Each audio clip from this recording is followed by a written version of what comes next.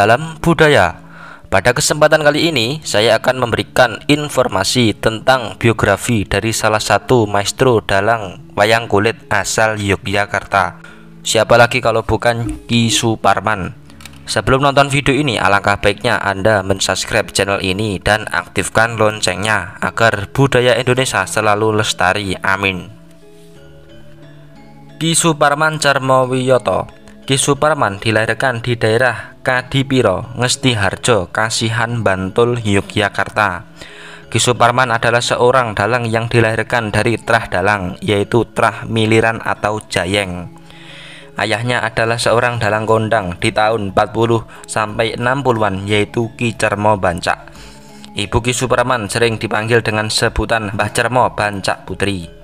Ki Bancak adalah putra dari seorang dalang abdi dalem Kadipaten Pakualam, yaitu Ki Jayeng atau Mbah Wiji.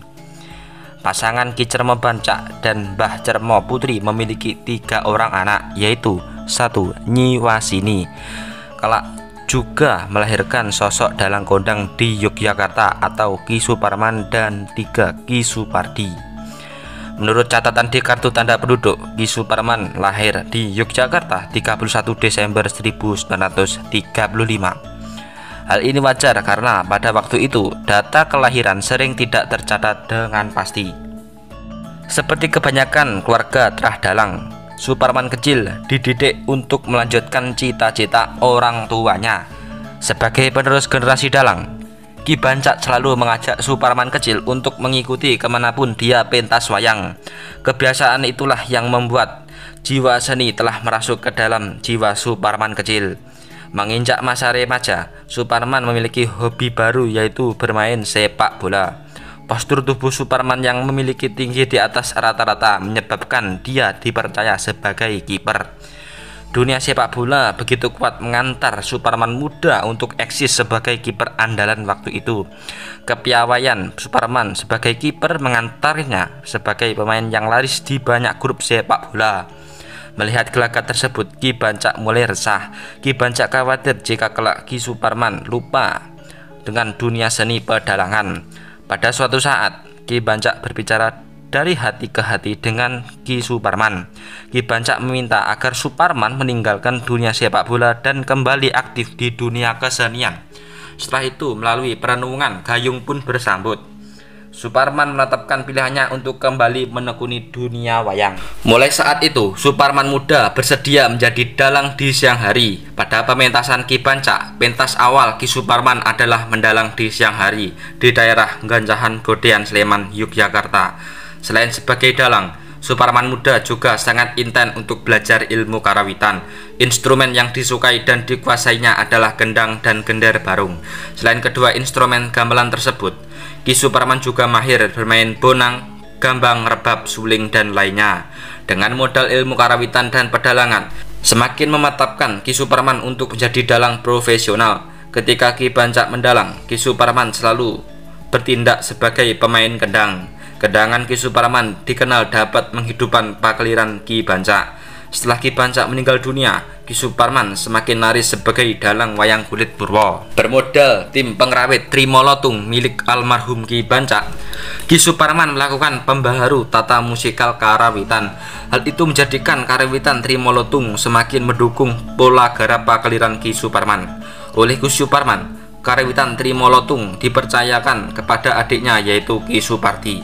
Ki Supardi sebagai pemain kendang juga dapat meladeni pola garap pakliran Ki Suparman. Setelah semakin menjadi kondang, grup karawitan Trimolotung diubah namanya menjadi Warga Laras. Waktu tahun 1970 sampai 1980-an, duet Parman Pardi dan grup Warga Laras menjadi magnet bagi penonton untuk menyaksikan pertunjukan wayang. Ki Suparman semakin laris mendalang dan melengkapi nama tenornya dengan sebutan Ki Suparman Carmowiyoto. Pada keemasan Ki Suparman adalah antara tahun 1975 sampai tahun 1988. Daerah yang pernah disinggahi Ki Suparman untuk diundang pentas adalah seluruh wilayah Yogyakarta, Purworejo, Kebumen, Comal, Pemalang, Pekalongan, Jakarta, dan Pagilaran. Ki Suparman menikah dengan seorang wanita bernama Ibu Sri. Dari pernikahan tersebut mereka dikaruniai 3 orang anak, yaitu Mbak Ambar, Bayu Kuncoro, dan Bimo Tetuko. Ki Suparman kemudian menikah dengan Ibu Sayekti, kemudian memiliki 2 orang anak, yaitu Ki Seno Nugroho dan Mbak Wayu. Selanjutnya Ki Suparman menikah dengan Ibu Endang Kusyaningsih atau Edik Suparman dan memiliki 1 putra, yaitu Heru Nugroho. Ki Suparman termasuk dalang pembaru di Yogyakarta kala itu. Ki Suparman mulai menggarap karawitan bukan sekedar penggiring dalang, tetapi diramu agar dapat menjadi daya tarik bagi penonton. Di tangan Ki Suparman, grup karawitan warga laras mampu menyuguhkan olahan garap gending yang dinamis, kekinian, rampak, kompak, dan tangkap situasi. Ki Suparman juga menggiring grup karawitan untuk terbuka dengan gaya kesenian daerah lain, sehingga mampu menghasilkan garap gending gaya Yogyakarta, Surakarta, Banyumas, dan lain sebagainya. Ki Suparman bersama karawitan warga laras juga mampu memasuki dapur rekaman, baik rekaman wayang kulit, uyon-uyon maupun langan mandrawanan. Beberapa di antaranya adalah Wahyu Tejomoyo, Wahyu Antatwulan, Antarojo Ratu, Sadewa Kromo, Rebut Kikis Tunggorono, Wahyu Poncosari, dan lain-lain. Ki Suparman juga seorang dalang Yogyakarta yang memasukkan instrumen drum ke dalam karawitannya. Ki Suparman juga memasukkan instrumen saron cacahan 9 bilah atau lajim dalam pakliran Surakarta ke dalam grup kekarawitannya. Ki Suparman juga mengolah lagu-lagu modern kala itu untuk disertakan dalam adegan goro-goro seperti lagu Susana. Ki Suparman mampu menyajikan tata panggung yang rapi, bersih, dan menarik. Ki Suparman dikenal memiliki pergaulan luas, tidak terbatas di Yogyakarta, tetapi juga ke Surakarta, Banyumas, Boyolali, Sragen, Karanganyar, Nganjuk, Surabaya, dan lain-lain.